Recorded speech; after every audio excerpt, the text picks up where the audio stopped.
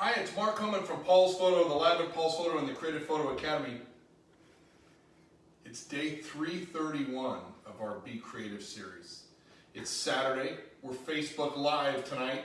Is anyone out there? You know, I'm your photo guru. We're going to inspire you to make some great, awesome pictures tonight. So is anybody out there? Can I get a wave? Can I get a howdy? Can I get a yes or no? Cheryl is on the phone tonight to answer your questions or relay the questions over to me. So what are we going to talk about tonight? So we're going to talk about doing some close-up photography here in my little studio in the dining room. And I want you to come over and take a look at this, Cheryl, right? So I was given by one of our amazing customers today this beautiful ceramic pot, which she made. And I knew that I immediately wanted to photograph it. So how did I want to photograph it? I took the camera, so you can see I have the Nikon Z7 with the 105 millimeter macro lens, and I have the macro rail here on my Gitzo tripod. Why the macro rail? So that I can very easily slide in and out to get closer and farther back. So right about here is where I want the photo. I'm in manual focus using focus peaking to get that to focus there. You can see I have the 12 by 12 light. Why do I have the 12 by 12 light?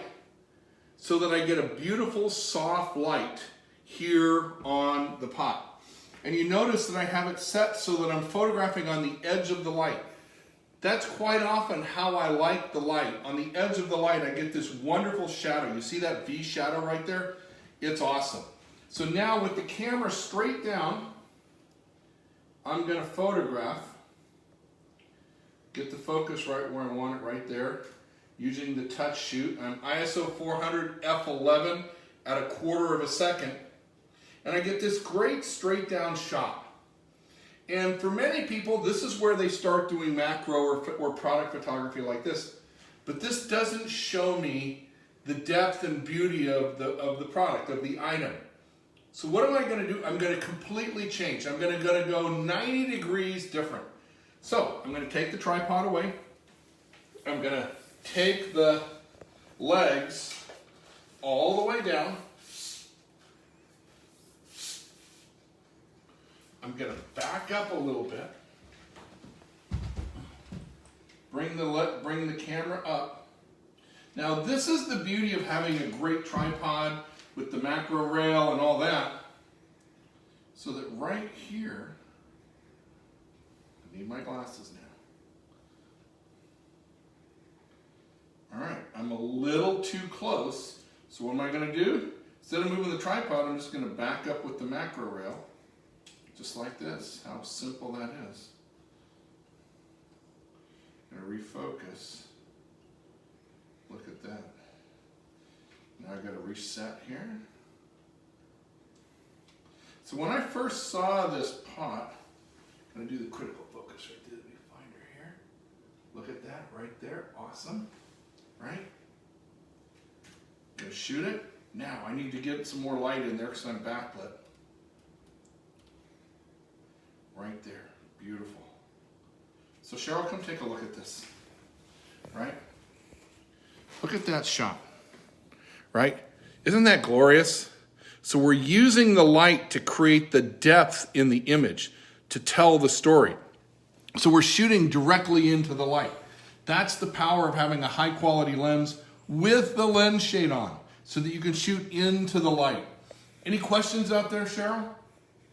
No? Is there anybody out there? So you guys wait. Can you wave to me? Can you send me an emoji? Can you say hello? Yes, I'm out there. Come on, guys. Are we there? Because this is important stuff and I want you to learn this. So why do I have this on a black background? I have it on a black background so the background is very close in texture and feeling to the subject. You notice my pot is black. It's black ceramic. So when I take the image here and I expose for this, the background is going to be about the same density as the pot. That's right, the background and the pot are both black, right? And they're not calling each other black, but they are. Let me see here, the focus. Why am I using manual focus? Because on something like this, it's very tough to get the camera to focus right. I'm using focus peaking through the lens. It's a powerful thing. Now, one of the things I forgot to do was turn down the house lights. So I'm getting a little bit of reflection from the house lights. Oh, that's much better. Much better. Great. Oh yeah, look at that. Beautiful right there. I got absolutely no reflection on the front of the pot. Hard to get it to focus here, guys. Right there. Roxanne and Sue say hi. Hey, Roxanne and Sue, how are you? Right there. Bam. So, I'm at f11. I'm going to stop down to f16, get a little bit more depth of field.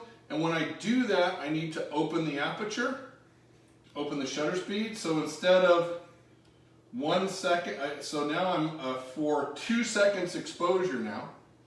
I'm going to shoot that at 2 seconds. I'm going to check the histogram. Oh, it's a little too over. So I'm going to go down to 1 1/3 seconds here. Look at that. That's beautiful. It's amazing. Oh, this is just so cool. So thank you, Heather, for this wonderful pot and this great inspiration tonight. Oh, look at that. Cheryl, come take a look at this. So this is what I had originally imagined was shooting straight down on it, but I really like this better. Look at how you can see the depth in the pot and the shadow, how cool that is. You know, this is how we use the light to create the image. This is how we be creative.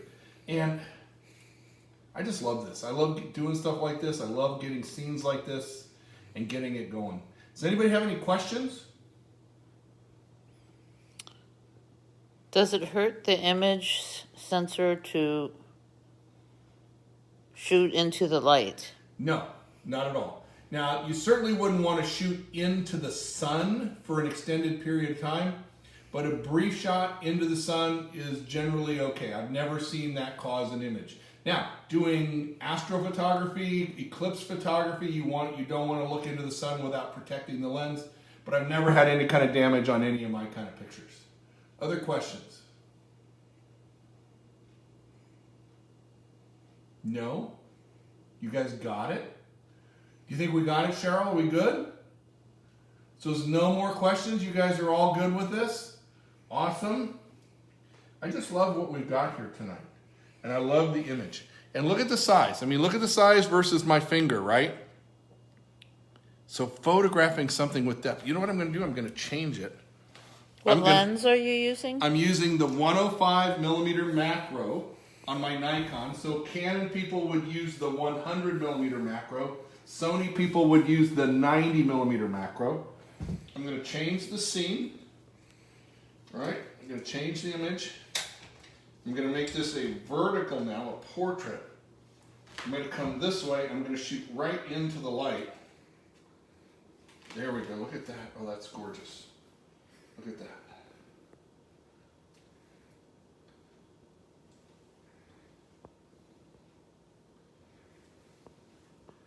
Right there.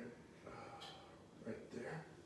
Beautiful. Now I'm going to come back a little bit and up because I want to complete that shadow. Right there. Beautiful. Going to give it a little less light. A little underexposure there. Now come take a look at this one, Cheryl. Look at that. I really love that. Right? And who would have thought that you could have taken a black background and made it white? That's why I did the black background. I wanted the black background to match with the pot. Using the light to give us that shape, using that depth, oh, this is glorious. I really am going to like this, and I hope, Heather, thank you for the pot, and I hope you're going to like this picture. And I really want you to enjoy it, because I want all of you to learn your camera and learn your photography and be thrilled. You put your finger in front of the lens, didn't you? Ha ha ha ha ha ha. Any other questions? Okay, guys, it's Saturday night. I hope you're all going to have some fun tonight.